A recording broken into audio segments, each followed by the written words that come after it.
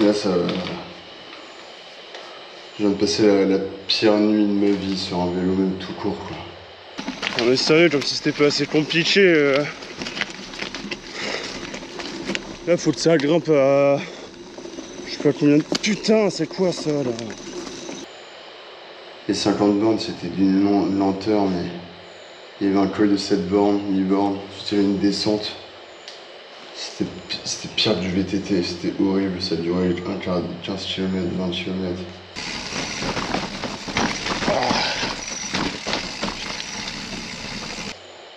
C'était interminable. Interminable. Tout seul, je suis tout seul depuis, ça fait 8 heures que je roule tout seul. Non, quand je suis arrivé, moi, je me suis écrasé par terre, j'ai fait m'évanouir, quoi. Là, j'ai un peu la gerbe et tout, enfin bref. On va prendre une douche, puis on va se reposer, parce que là, je suis mort.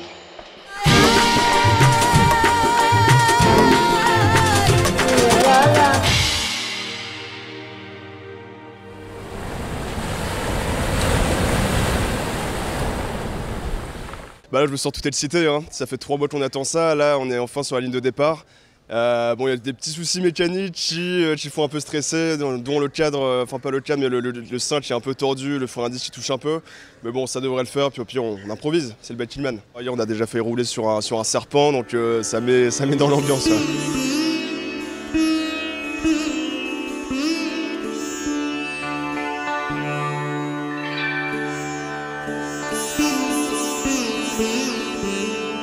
Juste avant la course, on est arrivé, donc on avait pris l'avion dans le 12-13 heures pendant la nuit. Grosse nuit blanche. Donc déjà, tu arrives avec un déficit de sommeil qui est fou. Tu arrives à 5 h du matin, le samedi, et le lendemain, le départ de la course est à midi. Donc ouais, non, le temps d'acclimatation était juste zéro, nul. Tu arrives dans une fournaise où tu es trempé directement avec l'humidité et la chaleur. Déjà, tu arrives cuit. Je suis parti avec un gravel Grals d'origine qui devait peser, on va dire sans matériel, sans rien, il doit être à 8 kg à peu près. Donc franchement la Rolls-Royce du gravel. Avec l'eau j'étais à à peu près 19 kg. Donc ce qui est quand même assez lourd pour faire 1000 bornes, surtout quand il y a des pentes comme ça à 20%. Alors là on est typiquement dans le sel de l'aventure que j'ai voulu partager au départ avec le Biking-Man, c'est-à-dire une épreuve ultra exotique. Le but du Biking-Man au départ, c'était ça, c'était de partager une expérience à vélo, un voyage en condition de raid, en condition d'aventure, un peu le Koh-Lanta du vélo. Départ CP1, on va mettre en avant l'océan Indien jusqu'au Rocher du Lion, la forteresse de Sigiriya, qui est un haut lieu touristique, mais également symbolique pour les Sri Lankais. Ensuite, Sigiriya, Rocher du Lion, on va aller chercher un parc qui s'appelle le parc de Riverstone.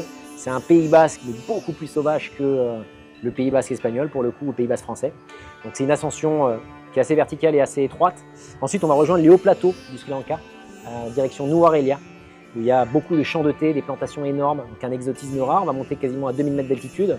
Donc le Sri Lanka n'est pas plat, hein, c'est des conditions tropicales, mais on va aussi avoir de l'altitude, donc des changements de température drastiques. Pour un CP2 qui va se situer à Nuwara, donc en plein cœur des champs de thé.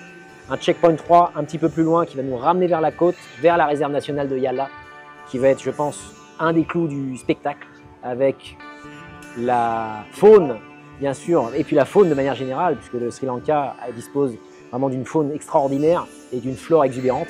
Et le CP3 se trouve à la sortie d'un parc national qui est extraordinaire, le parc Yala, et qui va amener des rencontres, je l'espère, insolites pour les participants, puisque c'est le but de cette course. Et après, un dernier tronçon qui n'est pas le plus facile, parce qu'encore une fois, quand on regarde le dénivelé, on a l'impression que c'est facile, mais le dernier tronçon, on se rapproche du coup de la côte, on se rapproche des entrées maritimes en termes de vent, beaucoup d'humidité, chaleur potentielle entre 35 et 40 degrés pour les personnes qui nous écoutent, s'ils connaissent ça, humidité quasiment 100%, donc il va y avoir beaucoup de défis, mais aussi beaucoup de plaisir, parce que je pense qu'ils vont s'apprêter à voir le Sri Lanka comme très peu de gens ont pu le voir. L'objectif, c'est de finir. Après, si je peux finir d'ici jeudi après-midi, ça serait bien pour que mes parents viennent à l'arrivée me voir. Mais ouais, non, 4 jours, puis prendre du plaisir et puis filmer tout ça. Ouais. La France, il y a de la boulangerie à proximité, on peut dormir un peu partout. Ici, on ne dort pas sur le bas-côté, sinon on se fait bouffer par un varan. On est vraiment dans un contexte où la faune et la flore sont dangereux pour l'humain. On a toujours tendance à dire que l'humain est dangereux pour la nature, là c'est l'inverse. Le rapport de force est complètement inversé, on le ressent vraiment dans la spiritualité de ce pays. Allez, vas-y, avance.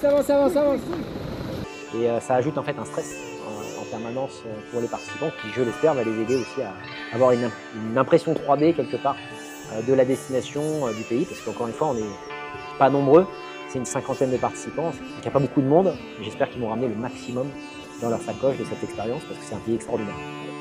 En vrai, j'ai pas trop de plans, juste je vais voir au moment T et puis il faut laisser un peu de place à l'aventure.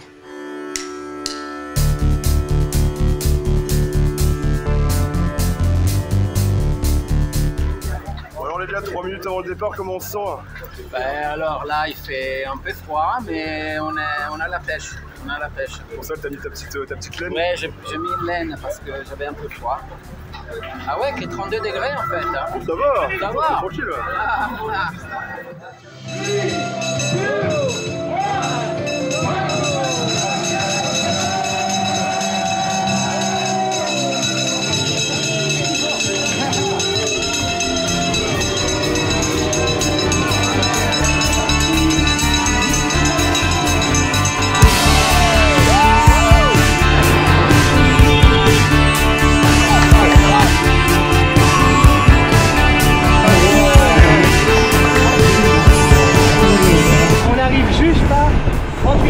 Ça veut dire qu'il nous reste un petit 1000 km, histoire de se dégourdir les jambes.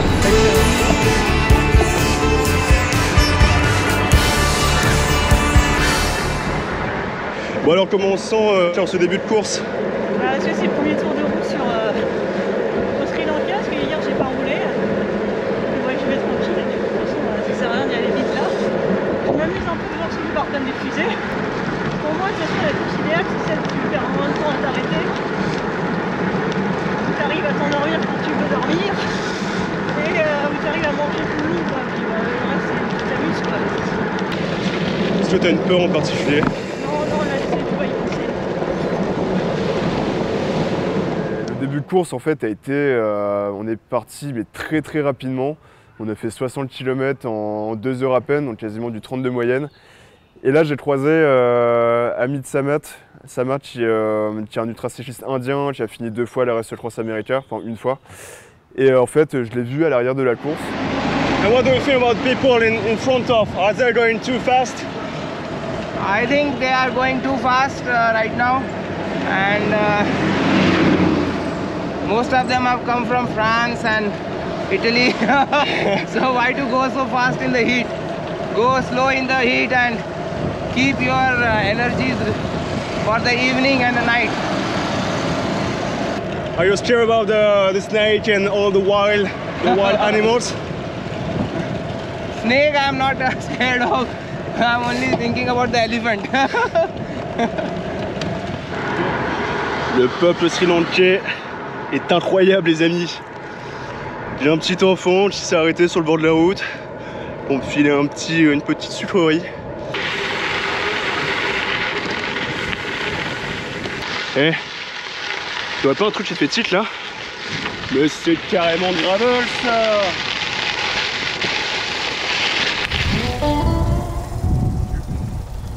Quick hydration stop. Yeah, I did it. Already 80 kilometers, but we sweated a lot. Yeah, Too much. too much. Bah en fait, la définition du luxe, elle est complètement bouleversée. Il y en a, ça va être par exemple d'être dans un spa, au bord de la mer, avec une coupe de champagne.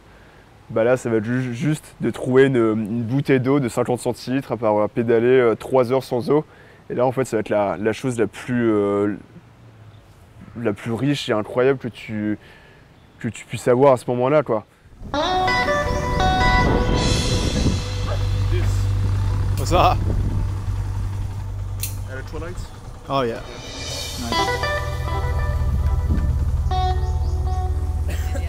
Nice.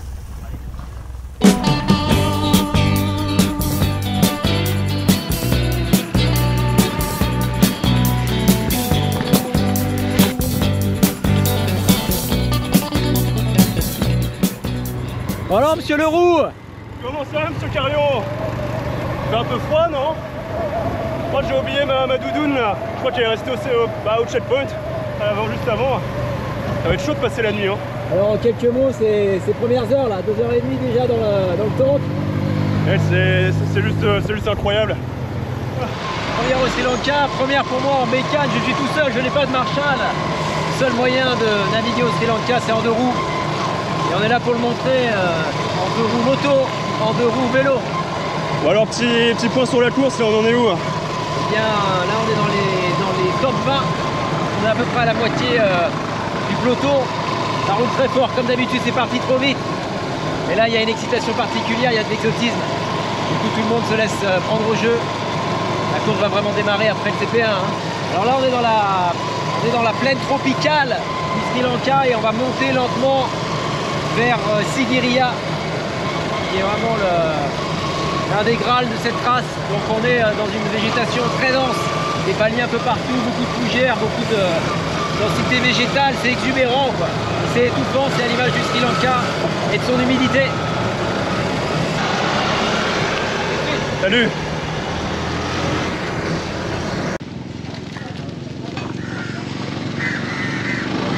Bon les gars, comment on se sent là après 90 km et 10 litres de perdu d'eau? Comment dire ça? On se sent très bien en fait. Parce qu'on a déjà fait 90 km. Ouais, c'est ça en fait. Finalement. Moitié du chemin pour le premier jour. Non mais plaisanterie mise à part, je pense qu'il faut qu'on s'arrête plus souvent pour se rafraîchir. Ouais. Parce qu'on ne s'est pas assez arrêté. Petit arrêt au stand? Ça va pas. Ah, il peut respirer. Quoi? Chaud? Carrément. C'est la chaleur. Hein. Ouais, j'arrive pas à respirer, j'ai mal à la tête. Moi aussi, j'ai le palpitant qui monte un peu. Non mais dès que je prends un peu de vitesse, terminé. Mais là, il faut t'arrêter, refroidir la machine et t'arroser.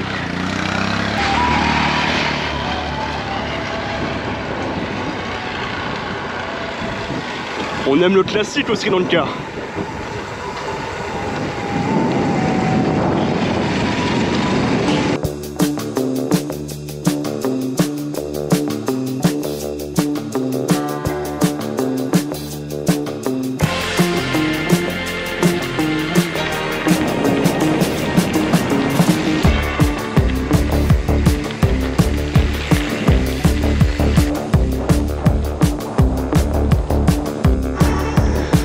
Bon les amis, là j'ai pris un sérieux coup de chaud, hein. Franchement j'étais pas trop bien. Je commençais à avoir mal à la tête et tout, c'était terrible. Je me suis arrêté, j'ai pris au moins 6 bouteilles d'eau je pense. Là ça va un peu mieux. Ça va un peu mieux, il commence à faire nuit. Mais ouais, c'était chaud là. Et là ça va mieux. Allez, on est au 125e kilomètre. On va quand même essayer d'arriver à 60 à Napadura. Et là surtout il commence à faire nuit là. Faut faire gaffe, ça va être quelque chose. Non, non, non. Non. Couché. Non. Putain, je me fais attaquer par des chiens quoi. Oh là là là là.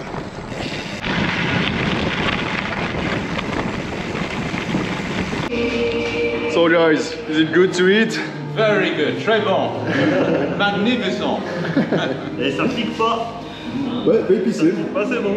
On a réussi à se faire comprendre. Bon, première leçon, ne pas aller dans les toilettes sri-lankaises. Voilà, voilà. Ce qu'on fait nous, bah, déjà je passe par les cuisines, j'arrive en dehors du restaurant, on commence à passer par des petits coins sombres entre 2 bâtiments, donc des petits coins hyper obscurs. Et là à un moment le restaurateur il commence à faire des grands gestes, à s'exciter et tout. Et moi je ne savais pas ce qui se passait parce que j'étais juste derrière. Et là, à ce moment-là, je me dis, mais attends, mais il y a quoi? Il y a un serpent, il y a un scorpion, je sais pas. Je suis allé, il y avait un rat, mais juste énorme. Il était genre, je pense, au moins peut-être 40 cm à peu près comme ça. Et du coup, j'étais avec le Sri Lankais qui m'a accompagné. Et genre, lui, du coup, il bougeait pas. Puis le rat, je pense qu'il avait peur, il essayait de nous attaquer et tout. Puis il a fini par sortir, mais vraiment, je savais pas qu'un rat pouvait être aussi gros, quoi. Il était comme ça, genre.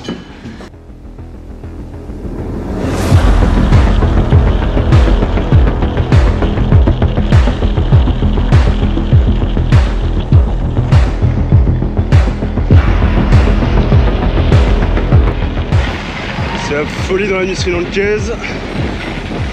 Là on est dans un passage où il peut y avoir des éléphants, c'est chaud.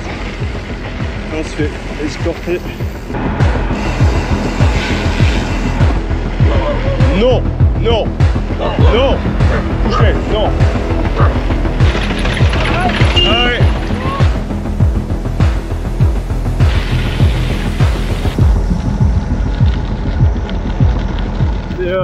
là c'était un peu chaud quand même parce que les éléphants on les a pas vus, mais par contre on a eu des petites déjections d'éléphants, on a vu des branches cassées, donc des petites tresses. C'est ça, on était un peu sur nos gardes. Bon, on n'est pas bien là. Franchement, on a fait les vacances. C'est un peu trop luxueux là pour du Bikiman là. C'est un peu trop. Je me demande si je vais pas rester là moi. Ouais, peut-être hein. Je te faire 800 bornes. Bon allez, à demain. À demain.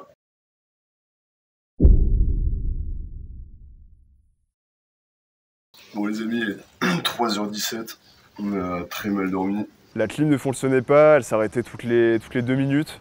Donc finalement, après on s'est juste décidé à ouvrir la fenêtre. Pire idée. Pire idée parce que au moment où je commençais à m'endormir, là j'entends un moustique qui commence à me tourner autour et avec le bruit vraiment insupportable. Donc là, non, résultat des courses, j'ai dormi 1 heure cette nuit-là. 3h17, on va repartir. Hein. Heureusement, on a un bon petit plat de pâtes là quand même.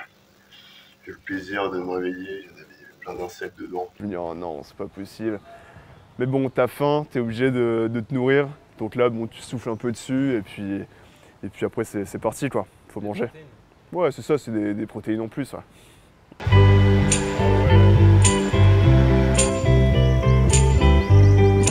Non, non, non, non. Oh mais oh, on va se faire bouffer par des chiens.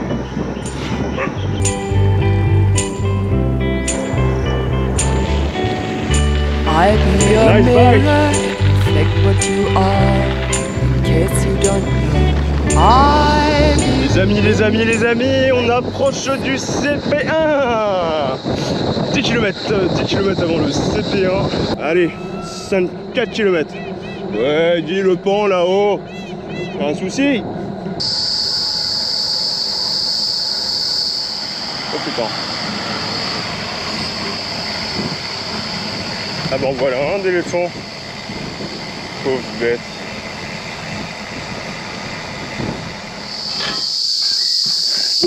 Thank you. Ah. Merci. Ah putain ça fait du bien. Hein. Ah t'as l'air prêt hein. Ouais pour l'instant ça va. J'ai juste besoin un peu d'eau mais là ça va bien quoi. How was it cycling throughout the night? That was scary.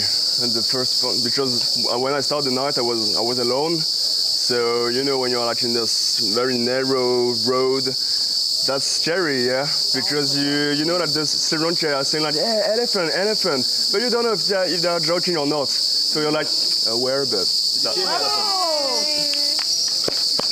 Bon après c'est arrivé au CP1 à 9h. Là on se régale avec un petit peu de riz, légèrement épicé mais pas trop. Une petite omelette. Et mon ami Arnaud, comment il va? Comment on se retrouve après ce dîner hier soir? On se retrouve, hein, ça va plutôt bien, fort mal aux fesses. Ouais, je sais pas pourquoi, mais j'ai mal au cul, comme on dit. Et ouais, non, je suis content d'être arrivé ici pour manger. Et après, on est reparti jusqu'au CP2. Là, par contre, ça va être costaud. 250 km, 5 minutes de dénivelé. Plus avec la chaleur, ça va être épuisant.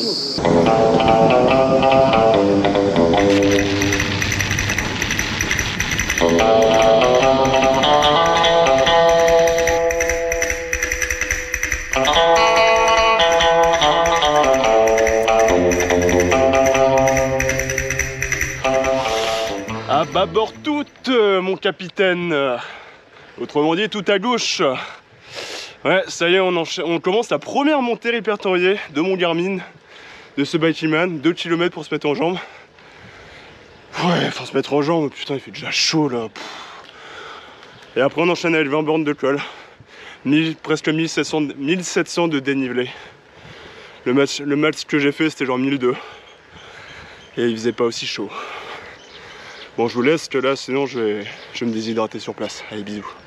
Et le pire, c'est que l'entretien des routes Sri Lankais a décidé de refaire la route à ce moment-là. Ah, ça on peut dire que c'est gravel, hein. Ah ça c'est carrément gravel. Bah, ils ont décidé de refaire la route en mettant du goudron frais avec du sable, juste là, il y a 2 minutes. J'imagine pas l'état de mes pneus. La chaîne qui déraille et tout. Obligé de mettre pied à terre parce que ça finissait par bourrer. Donc toi, tu es là, tu passes dessus, tu as une pellicule de sable qui est comme ça sur ton pneu. Je crois qu'il reste encore 16 bornes. Alors j'espère qu'ils ne l'ont pas fait jusqu'en haut parce que sinon, on va se marrer.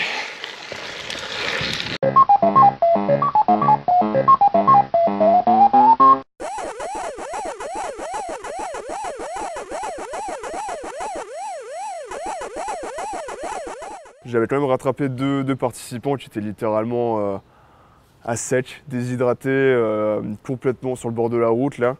Et après j'en croise 2 autres. Et ben on en est qu'on est dans une grosse patate qui est donnée à 7% sur 10 km, mais on vient de faire, je sais pas moi, 500 mètres et c'était du 15%. Et celle d'avant, elle faisait 4 km et quelques, et il y avait des pourcentages qui étaient proches de 15% aussi. Et il venait de la sabler en plus. On est un peu dans la galère, surtout qu'on n'a pas de flotte. En bas là, il y a un bar, mais tout est fermé. Il n'y a ni flotte, ni coca, ni rien. Donc je ne sais pas comment on va faire. Enfin moi je sais pas. C'est un peu pénible. Mais c'est comme ça. En plus on entend un orage là. Il y a quelque chose qui arrive, on dirait, ouais. Donc on va peut-être le prendre sur la gueule.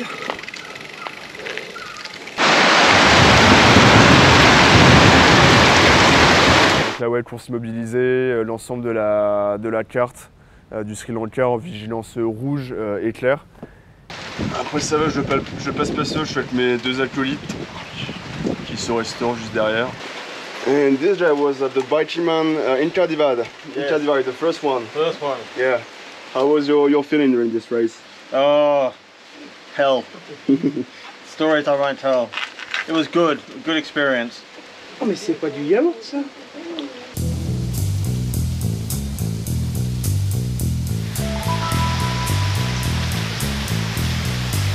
Et donc là, on a pu compter sur la bienveillance des Sri Lankais pour nous abriter pendant 3 heures. Parce qu'au début, on était juste sous un abri de fortune, sous une tôle.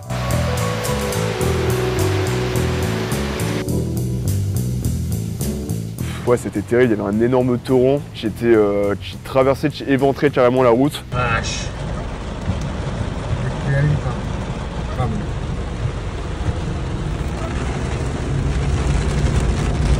Et donc ouais, là, c'était un peu chaud. Mais bon, on a pu repartir après ensuite vers 3 heures après. Riders on the storm. Riders on the storm. Les amis, c'est vraiment un truc de fou. Il fait complètement nuit, on est en plein milieu de la jungle sri-lankaise, à grimper un col qui fait 15%, avec des 1000 pattes sur la route, des serpents, des chenilles qui pendouillent. Bah ouais, petite anecdote, à un moment, je commence à voir une petite boule un peu en plein milieu de la route. De loin, je me dis, bon, ça doit être des feuilles. En fait, plus je m'approche, et en fait, je me rends compte que c'était juste un serpent qui était en plein milieu de la route. Et juste, si je ne l'avais pas vu, j'aurais très bien pu lui rouler dessus, pensant que c'était des feuilles. Donc là, à ce moment-là, je me suis écarté assez rapidement quand même pour éviter qu'il chope mes pneus ou pire mon mollet. Et j'ai prévenu tous les gars qui étaient à l'arrière. Donc ouais, non, petite frayeur quand même à ce moment-là encore. Je suis parano, c'est ciao.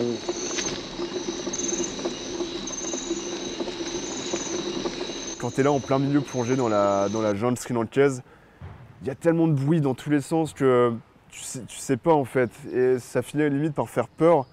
Et là, tu vois 2 yeux blancs et tu commences à être parano là, complètement. Et en fait là, c'était juste une vache qui était en plein milieu de la route, qui faisait sa vie tranquillement. Enfin vraiment, pédaler de nuit dans la jungle sri-lankaise, c'est vraiment une expérience complètement folle quoi. Surtout quand tu empruntes des routes qui sont quasiment jamais empruntées par les Sri Lankais. On va s'arrêter à l'hôtel juste devant, en haut du col pour pioncer un petit peu avant de repartir très tôt, je pense. Allez, ciao.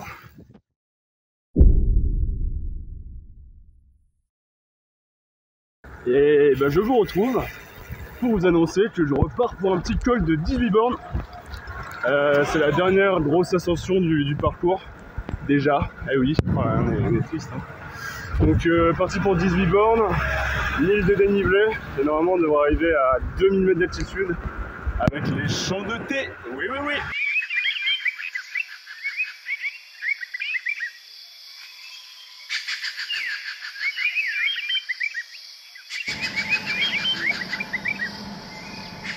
Bon, ça fait déjà presque 1 heure d'ascension à 35 degrés. On a fait la moitié quasiment du col là, en termes de dénivelé. Et on est passé en dessous de la barre des 10 km du col. Allez, courage! Ouais, merci hein! Bon match, hein? Ouais, merci! Ça va? C'est pas de morale? Ouais, ça va, je suis bien, mais il reste moins de 10 km avant le CP, donc ça va.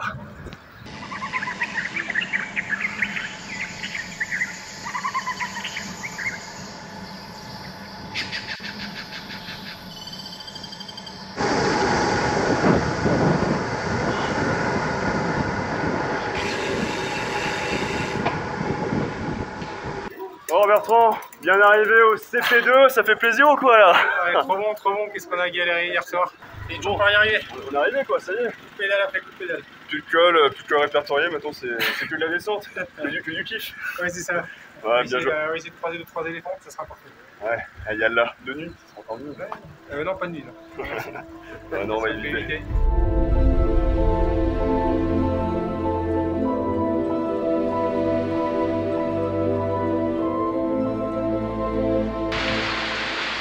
Alors les amis, on est reparti du CP2 là, on va aller jusqu'au parc de Yalla. C'est le parc où on est quasiment sûr de voir des éléphants. Et du coup je vais dormir juste avant pour ensuite du coup pas trop le choix de traverser de nuit. Apparemment ça reste escorté par l'armée pour éviter qu'il y ait des petits accidents quoi, donc voilou.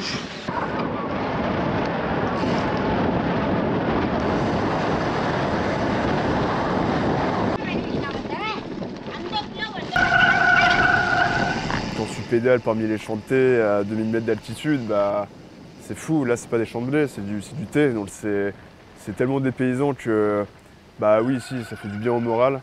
Et bon, quand tu es en train de souffrir, tu lèves un peu la tête, là tu regardes les paysages et ouais, ça donne du baume au cœur.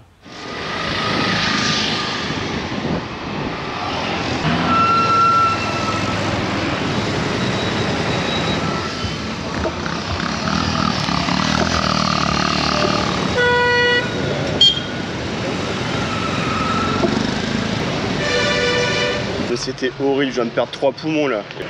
L'odeur et tout, mais quel bordel. Ça va, je suis encore en vie. Waouh, ah, c'était infernal.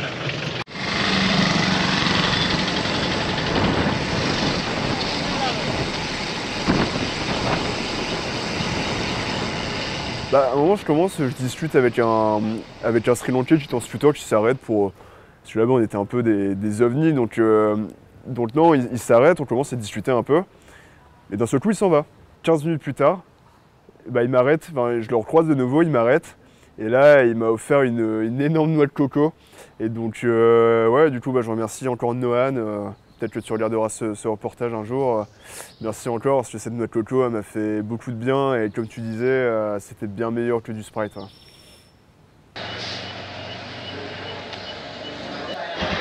Ah, ça y est, enfin arrivé à Ella. Là, je suis explosé. Je suis complètement éclaté. C'est chaud quand je suis éclaté. Bon, allez, on se revoit à l'hôtel.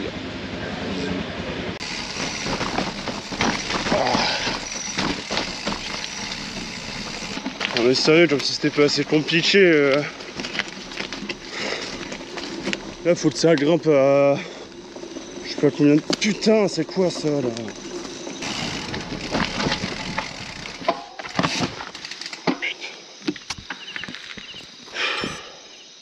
Bon, là, ça...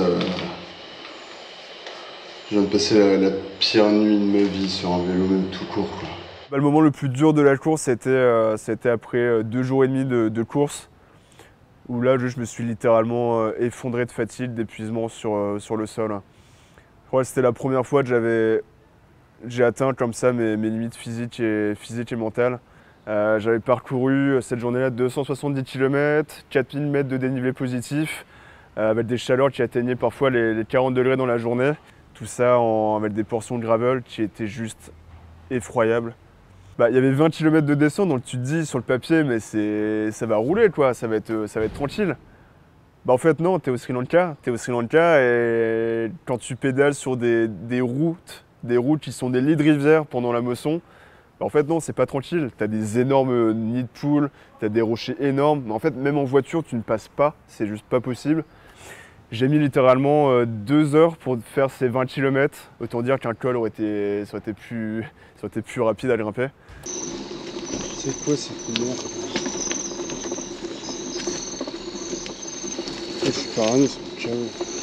Psychologiquement et mentalement, ça devenait vraiment insupportable, vraiment hyper dur. Et j'arrive enfin à l'endroit de l'hôtel, donc j'étais pas trop loin.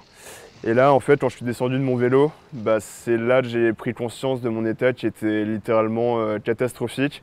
Je suis descendu de mon vélo, j'ai senti que j'étais pris de vertige. Et là, en fait, je me suis complètement effondré sur le sol. Il y a l'arrière de mon casque qui a tapé l'asphalte. Il y a ma frontale qui est encore allumée, qui est partie à volo dans les fourrés. Et là, je me suis dit, ah ouais, donc j'étais presque à peine conscient dans la nuit sri-lankaise, dans un marais. Et là, je me suis dit, ouais, là, je suis vraiment allé loin. Donc bon, je me suis relevé quand même rapidement pour pas m'endormir et tomber sur un serpent qui aurait pu me manger un petit bout de mollet.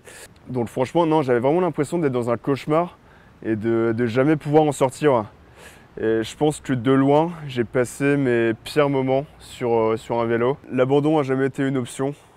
Non, en fait, tu peux pas parce que tu repenses à tous ces moments où tu t'es entraîné dur, où tu rentrais à 20h le soir après les cours, où tu mangeais vite fait, tu allais t'entraîner jusqu'à 22h, 23h. En fait, tu repenses à tous ces moments-là et tu te dis « mais non, j'ai pas fait tout ça pour abandonner parce que j'ai eu un petit coup de chaud ou parce que je suis sur le goudron et parce que je suis mal en point, oui. » Donc non, vraiment, j'ai jamais pensé à abandonner, même si à la fin, ça devenait dur à un point où j'avais juste envie de terminer, quoi. Vous voulez voir un truc dégueu?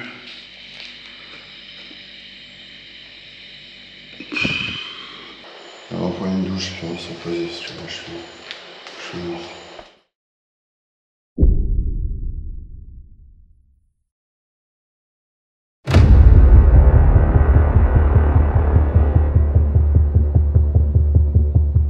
En fait, tu traversais vraiment littéralement une ligne droite de 30 km.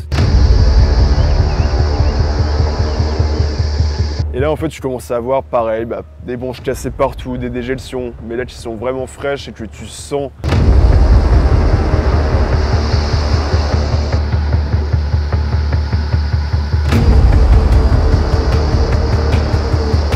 Tu te dis, mais c'est pas possible, tu vois, je vais finir par en croiser un, il va me mettre un coup de trompe, je vais me retrouver sur le carreau.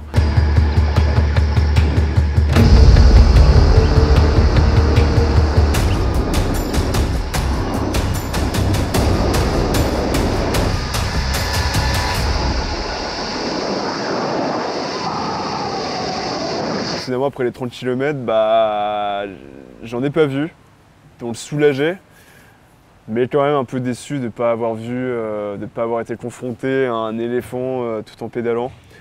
Pourtant, les 3/4 des participants l'ont vu.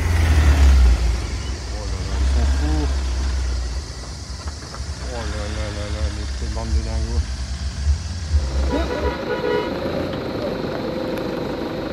Décalez-vous, mettez-vous dans le sens. Mets-toi dans le bon sens. Go, go, go, go. Mets-toi dans le bon sens. Go, go, go. Allez, vas-y, avance. Coucou. C'est mate. Et nous voici dans la réserve de Yala avec nos amis les éléphants, la rencontre absolue qu'attendent tous les ultracyclistes. C'est vraiment un moment extrêmement fort. Là, on se tient avec mon ami qui connaît le comportement des éléphants. Faut surtout pas faire ça.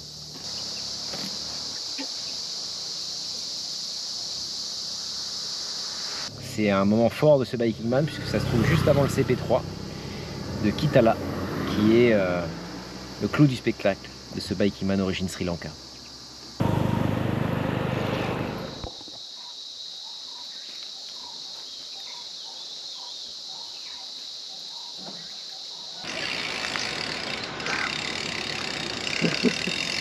Is it a good bike? Yeah, yes.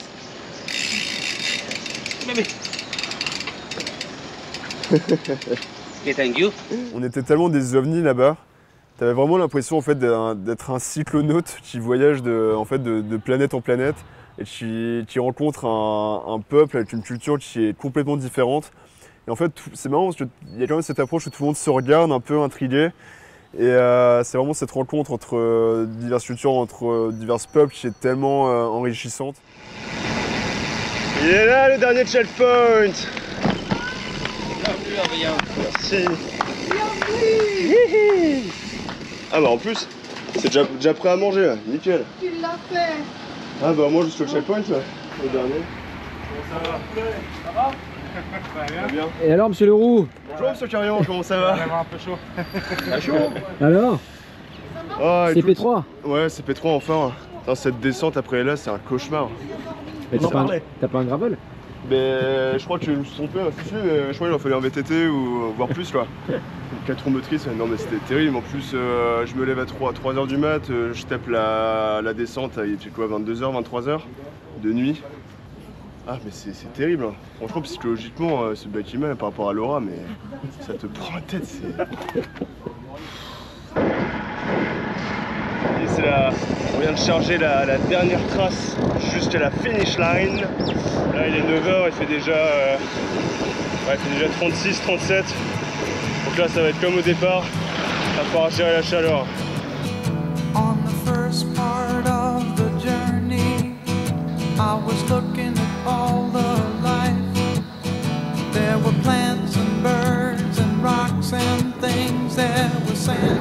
Ah mais là, on est sur une autoroute, c'est désert, il n'y a pas un rat, il n'y a vraiment personne. Il fait 40 degrés. I've been through the desert on a horse with no name. It felt good to be out of the rain. In the desert, you can't remember your name, because there ain't no one for to give you no pain.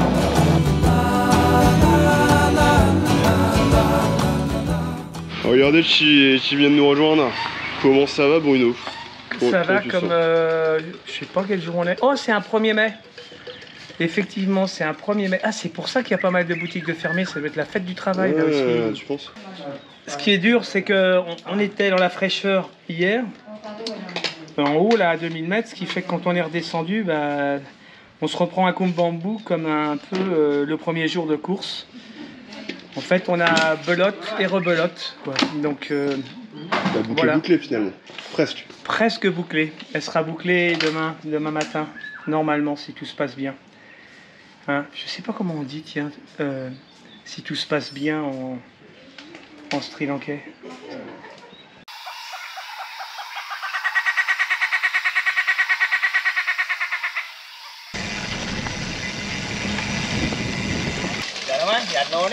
Yes.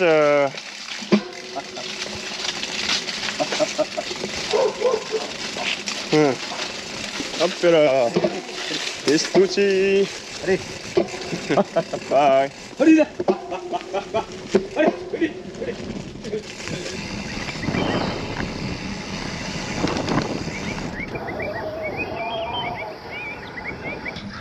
Ah, les petites montées pavées comme ça là. Fin de journée, ça fait toujours plaisir.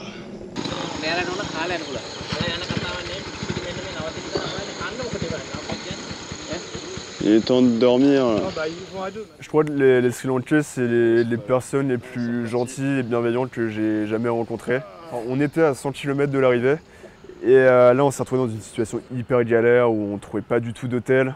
Mes jambes ne répondent plus, j'ai plus de force. Et après, il y en a un qui nous a emmenés en scooter déjà dans un petit restaurant pour nous emmener manger un petit peu.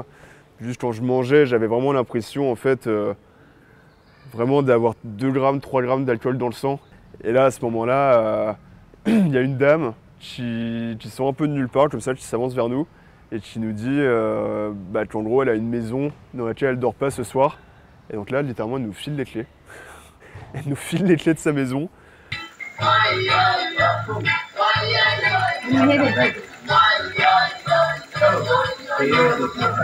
Et là, on arrive, on a une maison pour nous, pour toute la nuit, avec une chambre chacun. Bon Bruno, c'est royal là. Voilà les aventures avec le père Palière. C'est un truc de dingue. Chaque fois, il m'arrive. Bon, mais j'aime bien. J'ai dormi sur des dents. Toujours des trucs comme ça. Mais j'aime bien, ça me fait des bons souvenirs. Allez, je vais aller à la couche là. Il n'y a pas de serviette par contre. Oh, c'est nul. Et la dame en plus nous rappelle et nous dit mais au fait, est-ce que vous avez mangé et tout. Il était 23h30 du soir. Et là, elle nous propose de nous faire à manger, alors qu'il était hyper tard. Et c'est d'une générosité, c'est fou. Allez, plus de 100 km avant la finish line. Ciao. Vous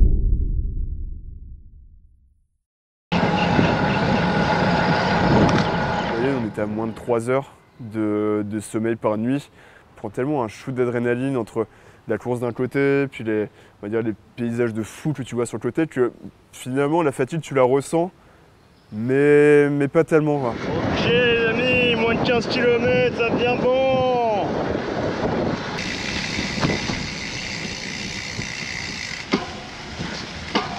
Ok, plus de 2 km, 2 km.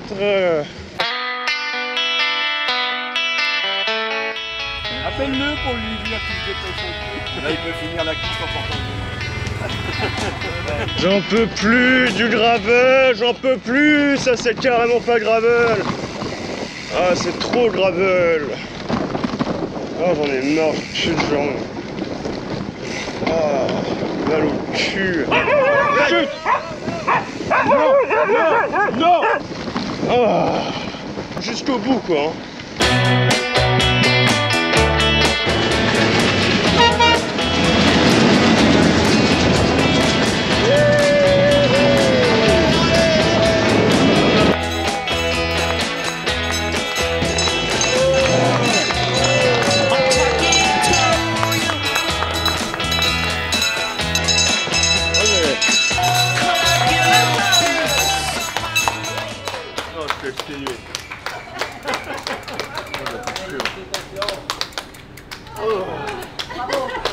Bravo. Ah la vache, ça change du Baki Manoa. Ouais,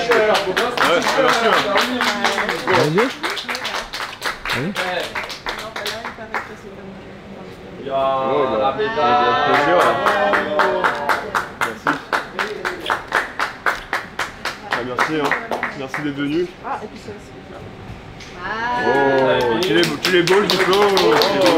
C'est une grande fierté. Enfin, je suis exténué. Quand je me rappelle par rapport au Baki Manoa de l'année dernière, là je sens vraiment que j'ai atteint mes limites. Ouais non, j'étais mort. Mais du coup, je suis content d'être arrivé. Le Baki Manoa, c'est toujours pareil, c'est un truc que tu conseillerais jamais à ton pire ennemi, mais toujours à ton meilleur ami, parce que quand tu vis ce genre d'expérience, c'est toujours assez fou. Donc, mais sinon, ouais, je dirais, s'il aime bien la chaleur, qu'il vienne ici.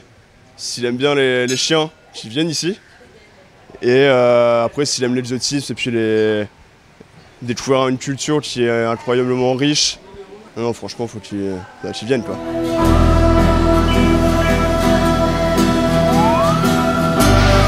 Voilà, on approche la fin de ce bâtiment. Quelles sont les impressions du champion après cette aventure? On va rentrer à la maison avec une valise pleine de souvenirs. Les jambes un peu lourdes quand même. Mais une valise pleine de souvenirs, une belle leçon d'humilité de la part des Sri Lankais sur leur gentillesse, leur mode de vie et plein d'images magnifiques de ce pays extraordinaire et surtout une envie de repartir pour un autre Biking Man. Le Biking Man, c'est vraiment une course contre soi-même en fait. Comme une sorte de forme de méditation pendant 4 jours où tu reviens vraiment à l'essentiel, ce qui est de boire, manger, dormir et pédaler pour avancer.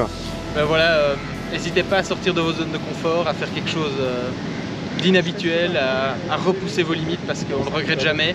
Et donc le fait d'être plongé dans cette bulle comme ça, c'est comme une sorte d'immense parenthèse dans ta vie et tu as vraiment l'impression en fait d'avoir vécu, je sais pas, un mois en 4 jours, tellement les rencontres que tu as faites, le partage et puis des paysages fous quoi, tellement dépaysants. Et on est super fiers après en regardant derrière, super fiers de soi et la vie est jamais pareille après quand on a poussé ses limites comme ça et quand on a vécu ce qu'on a vécu.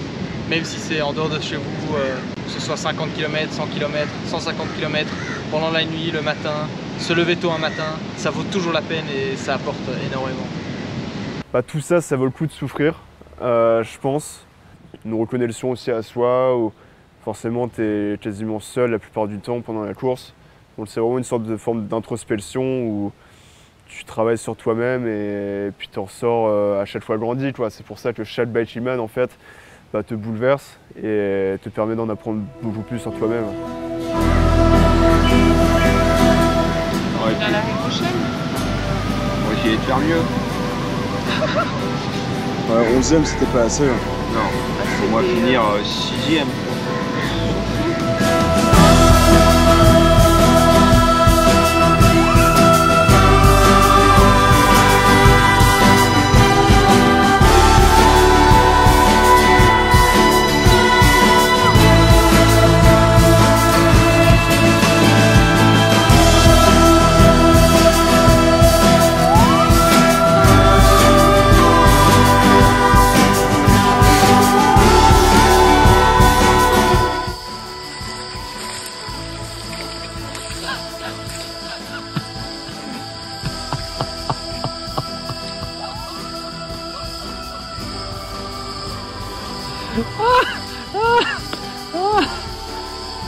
Ça, Sri Lanka 2024.